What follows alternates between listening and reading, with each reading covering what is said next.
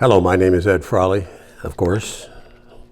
My wife and I own Leerburg, and again, we've got a pretty good question here that came in through the Ask Cindy portal of Leerburg. And you don't have to be a customer of Leerburg to ask us a question. And I don't think there's any other website or kennel in the United States or Europe where you can write to a professional dog trainer and get an answer the very same day or the next day, usually the next day.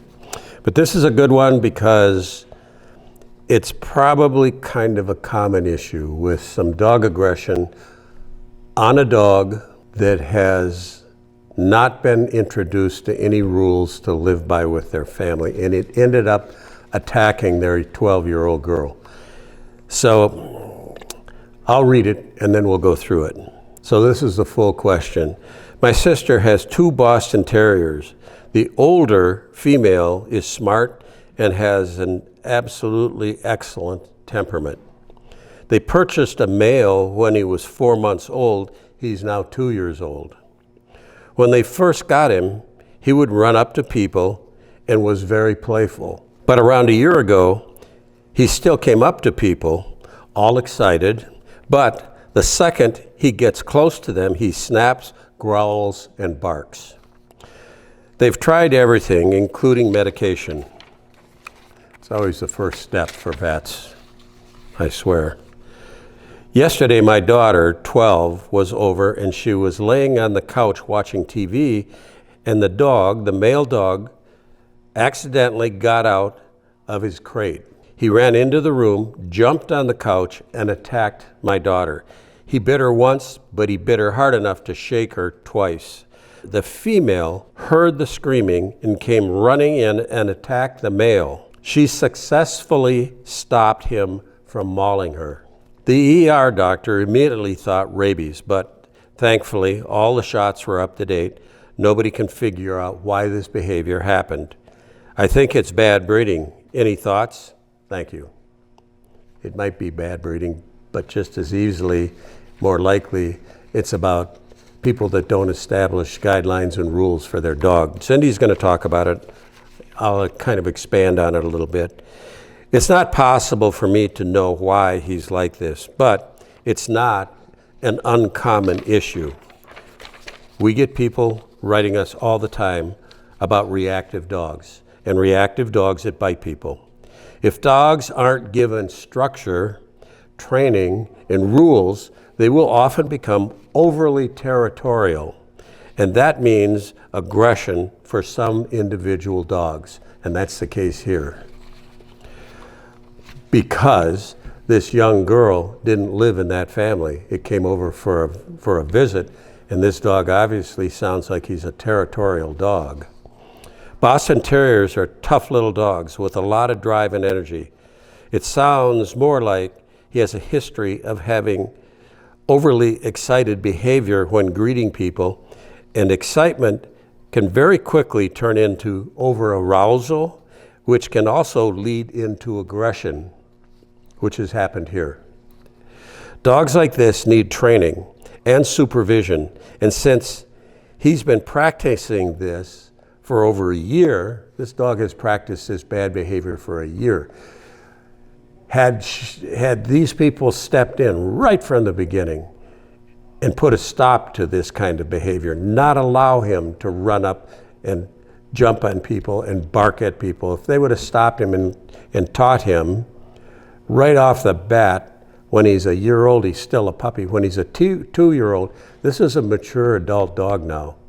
Trying to go back and fix behaviors that you have allowed to happen for this extended period of time is hard to do.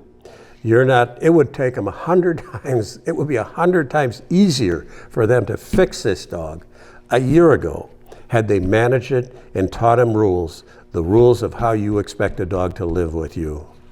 But anyway, dogs like this need training, supervision, and since he's been practicing this for a long while, it's much more difficult to work on them than had they been doing it right from the very beginning. So Cindy just said what I had already said. We have a lot of resources to manage and train dogs like this. Ed, that'd be me, Ed has years of experience with importing selection-tested male German Shepherds that came from homes with no rules. And I've mentioned that in a few of the videos I've done recently, because back in the late 80s, early 90s, I used to import selection-tested police service dogs from Europe. These were normally dogs that were 18 months to 2 years old. They were dogs that had moved into a family as a puppy, grew up kind of like this dog grew up, no rules in training, no control, and when they get to be mature, they start to feel like, oh, I don't feel like doing what you want me to do. I kind of want you to just leave me alone and do what I'll do. Or if you don't, I'm gonna bite you. I had to buy dogs like this, and a lot of them, once they were trained to understand what the rules were, that you don't turn around and bite the hand, or you don't, well, those dogs we would not bring into our family. Those would be kennel dogs. But they learned very quickly that that's not allowed. And a lot of them went on to be very successful and very good police service dogs. So that doesn't mean that every dog that goes and bites somebody because it's territorial is going to be a good police dog. That's not the case. We have a lot of resources for managing and training dogs like this. Ed has a lot of experience with importing young dogs. He just recently released an online course with almost 20 hours of video on dealing with dominant and aggressive dogs. And that's something that this person should consider if they are going to keep this dog. It all comes down to what Cindy says. If your sister wants to change this dog's behavior, it's going to require daily training and management and taking away some of his freedom. Basically, you're going to control every minute of this dog's life. You're not going to let this dog come out and be out of a dog crate when people come into your house. If people come to the house and they're knocking on the door, this dog is going to go in a dog crate in another room, and he's not going to have access to people. That dog does not need to come up and meet and greet other people. It's a mistake to think that dogs that are reactive dogs should learn to meet and greet other people. When people come to my house, I don't let them go and pet. Cindy doesn't let him go and pet Art, our 5-year-old German Shepherd. He's a tough German Shepherd.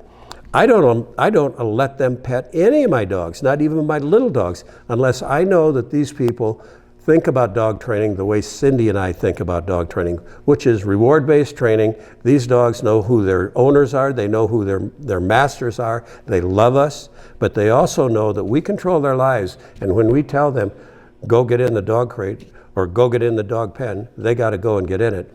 And if somebody comes to the door, when they have dogs like this, that dog needs to be trained. Doorbell rings, go get in your dog crate and we're gonna close the crate. You can train that motivationally using food, but at some point in time, when I say food, high value food rewards, and if you don't know what that is, get the video that I produce on the power of training dogs with food. But going back, they will reach a point with this dog where they have to start to put pressure on him. How much pressure? Pressure can be defined as a correction. My definition of a correction is the purpose of a correction is not to punish a dog. The purpose of a correction is to get a behavior change. And if that behavior change doesn't have a long-term effect on your dog, that he consistently shows the bad behavior, then your correction needs to be strong enough that the next time he thinks about doing it, he won't do it. So that's how you have to approach corrections. You start motivationally. You start by using high-value food rewards. You start by teaching a dog what you want him to do. In this case, go in his crate. Start when you're close to the crate. Go in the crate, get a high-value food reward. Start further back. Start from another room. You might have to do it 200 times, 300 times to get this dog to go do it. I would feed this dog in his crate.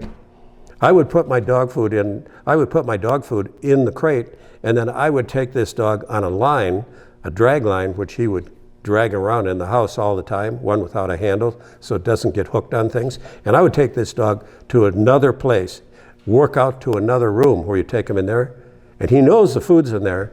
Say, crate, there he goes, he gets his food. And you can build on this in small little incremental steps. Do I think these people are going to do it? No, I don't think so. I think when people have allowed a dog to get by with this and they've been lazy for a year, they're not going to learn how to train it. I hate to say it, but I don't know what happened to this dog. I have an opinion about what happened to the dog. And if they weren't going to do what was necessary, that dog has to go someplace else to be with somebody that's going to put some pressure on him and teach him how he has to act, or it needs to be euthanized.